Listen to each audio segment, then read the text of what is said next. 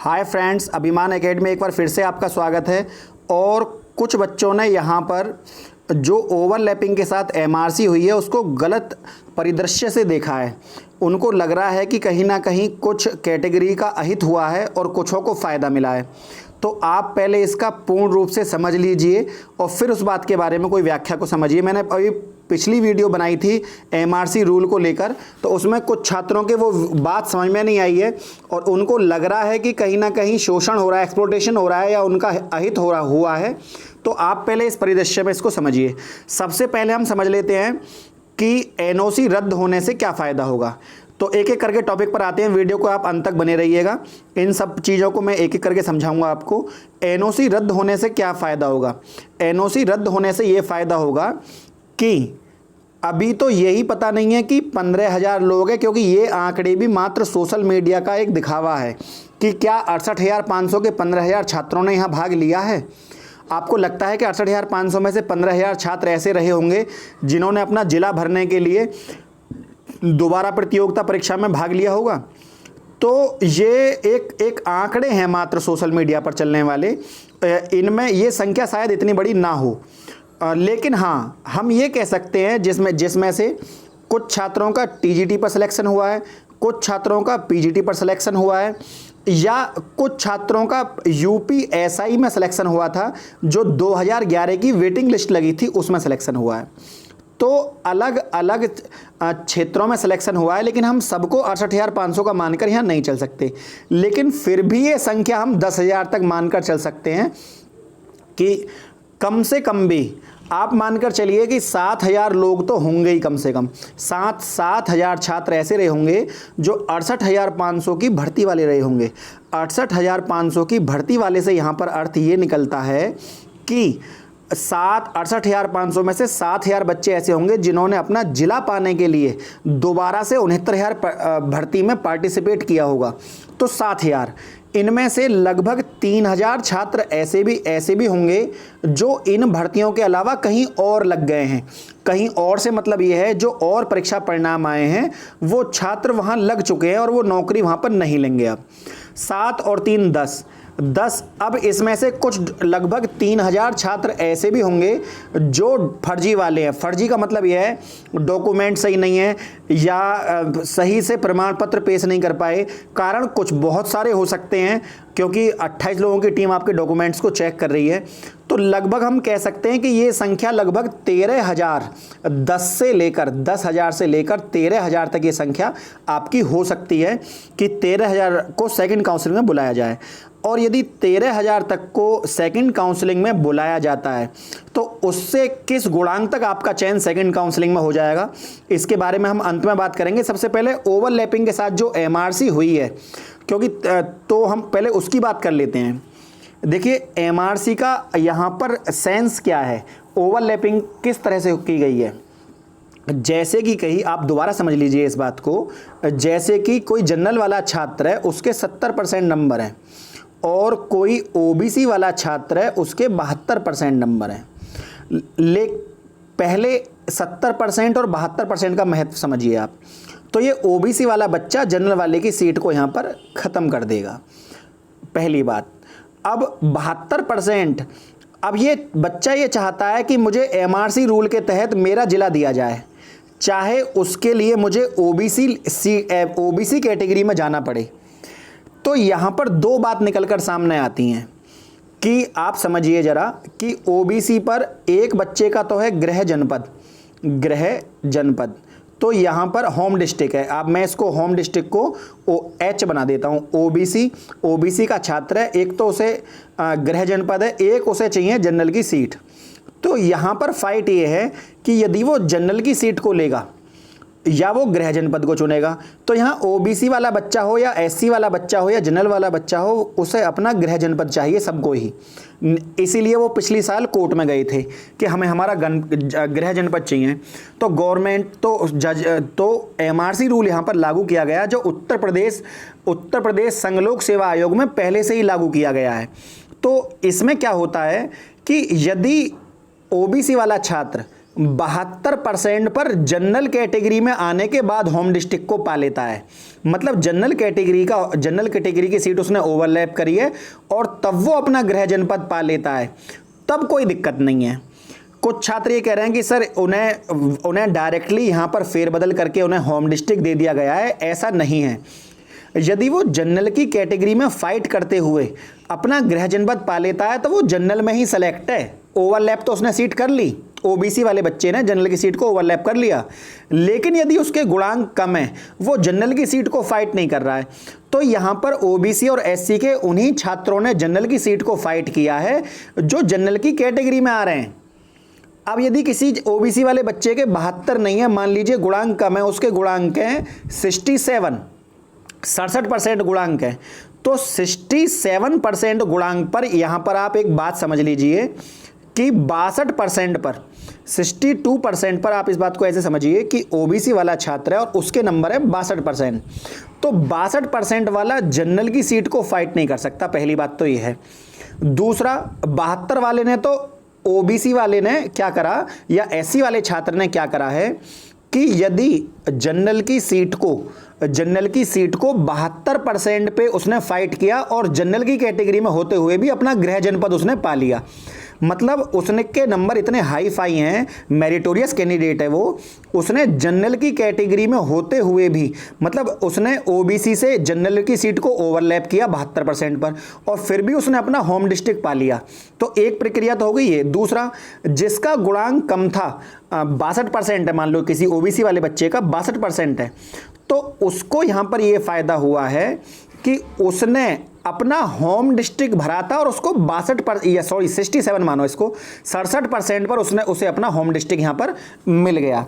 इससे यह फायदा हुआ कि एससी ओबीसी को जनरल में फाइट करते हुए अपना होम डिस्ट्रिक्ट मिल गया और 67 वाले को भी अपना होम डिस्ट्रिक्ट मिल गया। इतना अंतर 5% का अंतर होते हुए भी ओबीसी को अपना, तो यहां पर जिला वरीयता क्रम को ध्यान में रखते हुए रूल बना था और उसी में फायदा। इसका अर्थ ये नहीं निकलता है कि सभी एससी ओबीसी वालों ने जनरल की सीटों को छोड़कर अपनी सीटें ले ली हैं, लेकिन जो मेरिटोरियस कैंडिडेट है उन्होंने ओवरलैप किया है।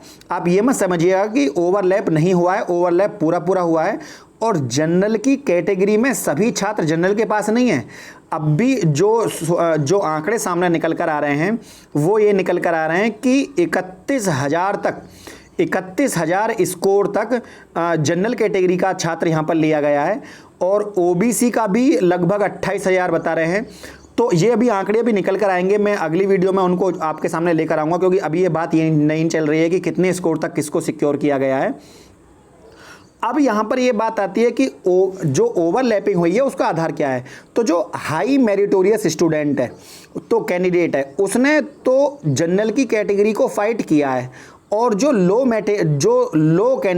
मेरिट कैंडिडेट है वो बच्चा जनरल की सीट को कैसे फाइट करेगा। तो उसको फायदा यहाँ पर ये हुआ है कि उसे ओबीसी और एससी को अपनी ही कैटेगरी में यहाँ पर, इसीलिए अब जो सेकंड काउंसलिंग आएगी उसमें लिस्ट अचानक नीचे गिरेगी, क्योंकि जो टॉपर कैंडिडेट है, मान लो कोई 0.1 0.2 से है, आप इस बात को ऐसे समझिए कि क्लास में फर्स्ट तो 1-2 ही होते हैं, सेकंड 5-6 होते हैं और थर्ड की तो भरमार होती है।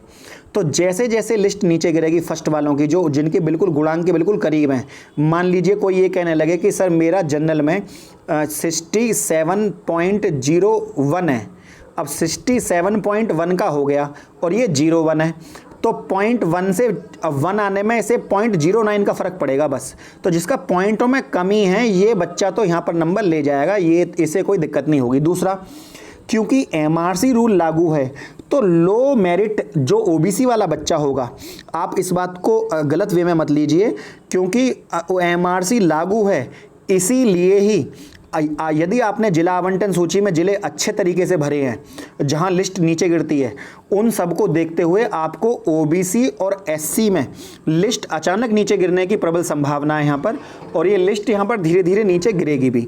लिस्ट गिरने का सबसे बड़ा कारण यही है कि इसमें एमआरसी लागू है।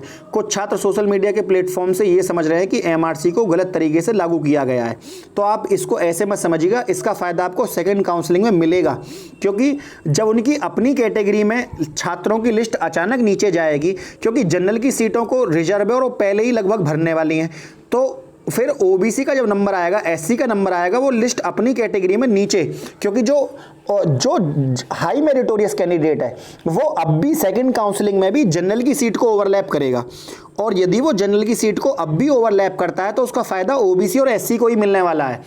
तो अचानक गिरने वाली जो लिस्ट है इसके बारे में अब बात कर लेते हैं, किस गुणांक तक होगा चयन। इसमें सबसे बड़ी बात यह है कि जो गुणांक है वहाँ पर आपका जो गुणांक है, यदि मान लीजिए आपका यहाँ पर नंबर ऑफ कैंडिडेट जो इस परीक्षा में भाग लेंगे, जैसे कि कुछ छात्र निकल गए, तो हमने माने थे शुरू में जब हमने आंकड़े पेश करे थे आपके सामने वीडियो की शुरुआत में, तो हमने आपको बताया था कि 10 से 13 हज़ार छात्र ऐसे होंगे, 10 to 13, जिसमें 7,000 छात्र तो हमने लिए थे 68,500 वाले, और हमने 3,000 छात्र वो लिए थे जो कहीं और लग गए हैं 68,500 को छोड़कर, और हमने कुछ छात्र यहाँ पर ऐसे भी लिए हैं 3,000 के अलावा, जिसमें हमने लगभग 3 से 4,000 मान लीजिए आप, 3,000 छात्र ऐसे होंगे जो फर्जी वाले हैं, जिनके डॉक्यूमेंट सही नहीं है। तो हम मान लेते हैं 13,000 छात्र। इन 13 को आप और 1,000 कम कर लो, आप इनको 12,000 छात्र मानकर चलिए कि सेकंड काउंसलिंग में 12,000 छात्रों को यहाँ पर बुलाया जाएगा। और यदि सेकंड काउंसलिंग में 12,000 छात्रों को बुलाया जाता है तो यहाँ पर कम से कम भी 2 अंक नीचे मेरिट जरूर गिरेगी, 2 से 2.5 3 जाने तक की भी प्रबल संभावना है।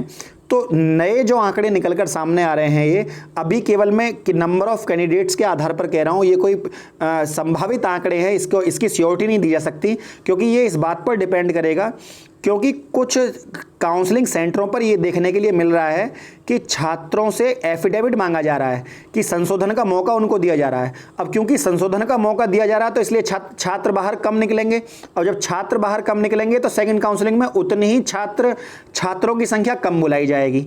तो ये भी एक बात है। अब उनको किस किस चीज़ में संशोधन का मौका दिया जा रहा है, ये काउंसलिंग सेंटर वालों से कल जो वीडियो कॉन्फ्रेंसिंग हुई थी सचिव उत्तर प्रदेश की, उसके ऊपर डिपेंड करता है कि उन्होंने उनको क्या गाइडेंस दी है। लेकिन ये कहा जा रहा है कि केवल नाम और डेट ऑफ बर्थ में उनको करेक्शन का मौका दिया गया है, नंबरों में नहीं दिया गया है। अब जिनके नंबरों में अंतर होगा तो हो सकता है उनको बाहर कर दिया जाए। अब जो लिस्ट गिरने वाली है वो लिस्ट इस बात पर डिपेंड करेगी कि कितने छात्र सेकंड काउंसलिंग में भाग लेते हैं।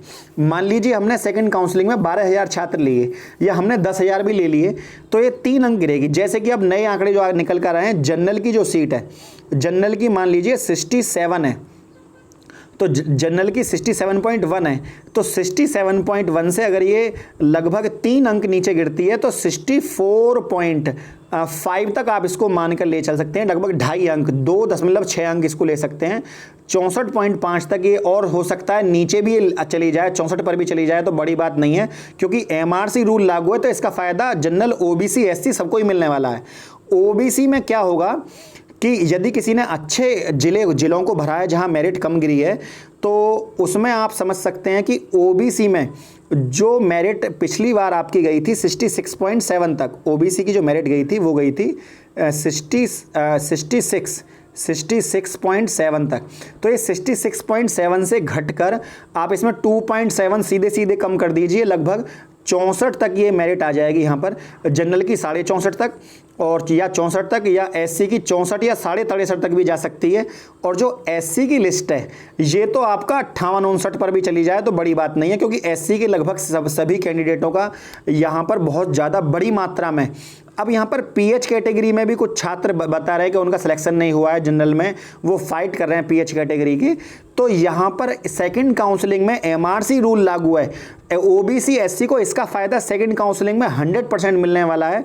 यदि गवर्नमेंट 24,000 सीटों को यहाँ पर जोड़ देती तो आपको पता लगता कि एमआरसी रूल की महत्ता क्या है, लेकिन कुछ छात्र इसको गलत वे में ले रहे हैं तो वो इस बात को समझ नहीं पा रहे। तो फ्रेंड, यदि आपको वीडियो समझ में आ रही हो तो वीडियो को लाइक, शेयर और सब्सक्राइब करना ना भूलें। मैं अगली वीडियो के साथ आपके सामने फिर हाजिर होऊंगा, और एमआरसी रूल का फ़ायदा आपको सेकंड काउंसलिंग में ज़रूर मिलेगा। और इस चीज़ को आप समझिएगा, बिल्कुल भी माइंड को डाइवर्ट मत रखिए, माइंड को शांत रखते हुए भर्ती प्रक्रिया में बने रहिए। लिस्ट कहीं भी नीचे गिर सकती है, ऐसी कोई बात नहीं है, लेकिन हाँ, आप 3 अंक से या 3 अंक, ज़्यादा से ज़्यादा 3 अंक से नीचे नहीं गिरने वाली। एमआरसी रूल भले ही लागू हो तो 3 अंक से ज़्यादा हैं तो वो बच्चे ना सोचें, वो तो केवल 24,000 सीटों को जुड़ने का इंतजार करें, अगर जुड़ती है तो। अब क्योंकि कोर्ट में आज तारीख है, सुनवाई में ऑर्डर पब्लिश होने वाला है, तो यदि ऑर्डर में कुछ फेरबदल हुआ तो हो सकता है भर्ती पर कुछ नई चीज़ देखने को मिले।